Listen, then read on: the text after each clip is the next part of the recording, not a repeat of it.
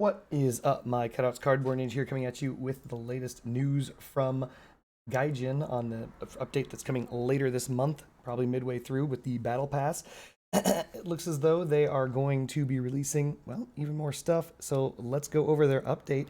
Looks as though they're saying, oh, great, there's going to be I'm sorry, not movement parts. New parts in your test range. So what this means is that once you reach a certain level, you're able to actually modify your garage so that you can make certain things out there for you, like either place different testing dummies, you can modify a course and do all that crazy stuff like that, different paper dolls, fun stuff. Anyone who's ever seen my streams sees cars crashing each other all the time out there. Hilarious stuff. They're also adding in 2 new parts, it looks like, at least. It looks like rocket turrets and machine gun turrets that will shoot at you as you drive through your own course. This is great.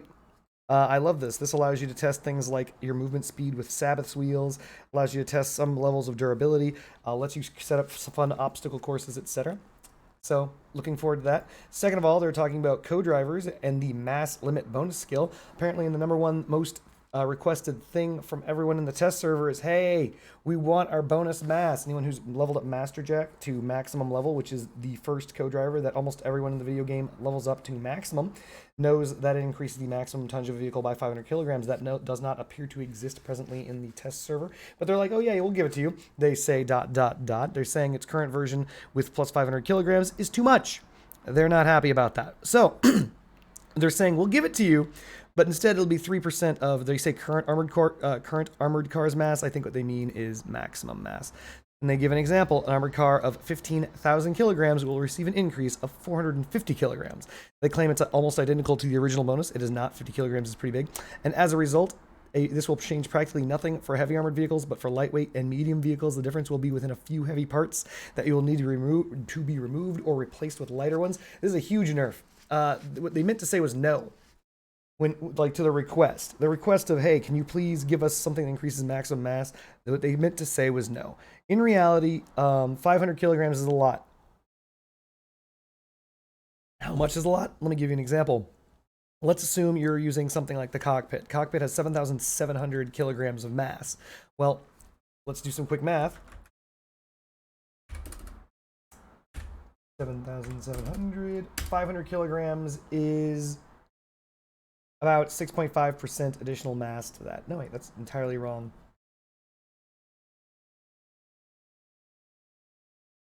Hold on. Sorry about that.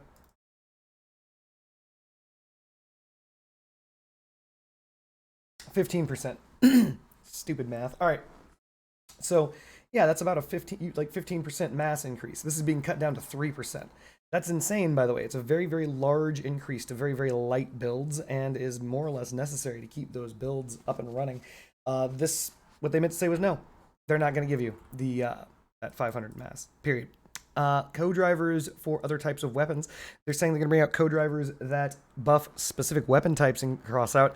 I'm fine with this. It just means that it allows for them to release more content in the future. It says previously it was mentioned that starting amount of co-drivers will be expanded, hence why I said just more content in the future. In future, we plan to add more specialized heroes which will work well with certain types of weapons and match certain situations on the battlefield. So this is good for several reasons, though scary for others. It's good because of the fact that it means more content in the future.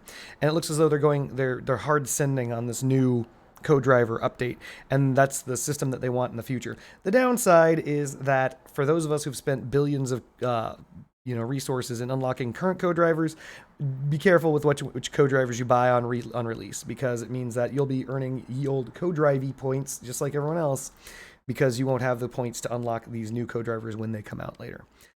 They're saying the resource for unlocking co-drivers, previously titled Glory Points, will now be called Intel. That's a good change. That is a good change. Oh my god, that is a good change. Anyone who's seen my recent devlog or my recent videos on these devlog updates, Glory Points is a terrible name. Out of all this that they're talking about, that's probably the best possible change. Intel, love it. Simple, means intelligent, great, much better than Glory Points. According to them, upon reaching reputation level 30, with, I believe, the engineers. The players is given a certain amount of intel as a gift. You can unlock a driver of your choice. You can start earning intel in PvP battles for missions when you reach level 30 rep with the engineers faction. In total, a certain amount of intel can be stored on one account at a time. So this means that you got to spend your intel. It doesn't accumulate past whatever that limit is, so you got to spend the intel. And there's going to be a limited amount of intel earned in battles in 1 week. So this basically means it's just another resource, just like copper, just like wires, etc. There's a limit.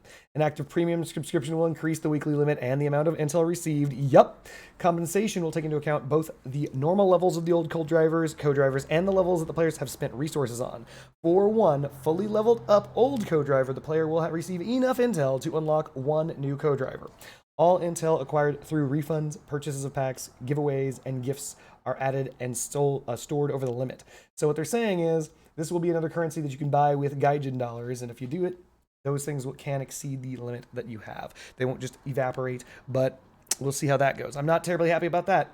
Balance changes. They're updating the left buggy corner, right buggy corner. These are the pass-through parts that are 1x3s. They're increasing the durability from 3 to 4, but increasing the power score from 5 to 11. That's an interesting change. I like it. The durability of the digger side is increased from 62 to 64. Great. The durability of the back end, which is the large yellow bumper that was released with, it's basically a machinist bumper, Founders. It's terrible because its durability is garbage for its size. It's increased from 118 to 155. Perfect. Mingu, the mass is being increased from 139 to 269. That's a huge mass increase, but the durability is going up by 103. It's going from 86 to 183. Good. If I recall correctly, the Mingu is another bumper. The Harate, mass increased from 161 to 343. Durability increased from 69 to 212. Power score increased from 35 to 77. Oh my. It looks as though they are increasing the mass and the durability dramatically of the bumper parts from the Syndicate. The Gessen, also Syndicate, mass increased from 263 to 562. Durability increased from 113 to 347. Good lord. Power score increased from 58 to 126. Good stuff. Gonna be interesting. I know my friend Fuyum, who rocks a car that uses almost all of these bumpers, is gonna be pissed. Because, you know, he's under mass now, but he won't be after this. Crossbows. With the Big Chase update, we'll refine the physical models of the Spike 1 and the Toadfish and the Phoenix. After those changes, their size will decrease. Good. And they will correspond to their visual models better. I didn't know they didn't correspond. The Master Cabin changes. Sorry, throat. The Master Cabin changes. It looks as though they are bringing in the previous changes, but instead of 50% heat, it's down to 25% heat. So the cabin will slowly overheat up to 25% and then dissipate. Other than that, it's going to do everything else exactly the same, which will heal 50% of the durability of a part after fully charging for 5 seconds. And yeah, that's all. Also, the other changes, because it's becoming a medium cabin, its speed is coming down, its mass is going way up, and so on and so forth. Ripper Disc Launcher. This is the Relic. Now the weapon rotates freely around its axis. It's no longer fixed. Holy shit. That makes it a turret. Durability increased, 484 to 581. That's great. Mass increased. That's expected. That's a little bit of a nerf, but that's all right. Disc impact impulse, not damage, but the amount of push it's going to do is increased by 40%. So it's going to be knocking around like a crossbow. The weapon rotation speed is increased by 25%. So basically, since it's a turret, they're giving it more turret-like properties. Nice. The time the discs that are stuck into objects are destroyed has been increased from 5 to 7 seconds. So this means that you miss and hit the ground and people roll over it, or if you hit their vehicles and shove spikes into them, they last longer. Neat. Damage received from colliding with discs that are stuck in objects is increased by 2 times. That is a 100% fold increase. The Ripper right now is kind of niche, kind of fun, but not good. This might make it good. We'll see. Time will tell. Drone, the SD-15 Vulture. We plan to leave the balance tweaks unchanged. This was mentioned previously, and it looks as though they're leaving it exactly as it was, which is blast damage down by over 50%, but explosion radius increased by 80%, and so on and so forth. Vulture may still be garbage after this. We'll find out after this. Maybe the explosives will be, or maybe the explosions will be able to crit seek. Like if they hit onto a wheel, they'll explode underneath, hit a vehicle, hit your gas gen or something. We'll see. But right now the Vulture's in a very bad spot, so we'll see how it goes. Pulse Accelerator Astreus. This is the gun that you overcharge damages itself, or I'm sorry, damages the mounting on which it is on. The physical size of the projectile has been reduced by 75%. All right, so the Astreus right now is hot garbage. Predominantly because of the fact that it's throwing telephone poles downrange at you. This changes it. Basically, the Astreus has the same projectile size as a cannon, or believe it or not, a machine gun, which is to say that you can't aim for something specific. It's just a big ass cannon shot that fires linearly. They're reducing the projectile size by 75%, which makes it the same as a crossbow, meaning it's got the smallest projectile size in the game. Now the Astreus is a sniper weapon. Before this point, it was just some fun gun that you throw damage downrange on. Now it's a sniper weapon. The Astreus is actually smaller than the Scorpion with his projectile size, same size, tied for the same size as all of the other tiniest projectile sizes in the game, which would be the crossbows, I believe. I'm pretty sure, yeah. So that's actually a huge buff to the Astreus. Who knows? We'll see how that turns out. I don't know if that's going to be enough to drag that out of garbage tier.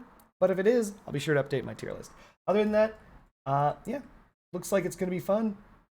And thanks for watching. Peace.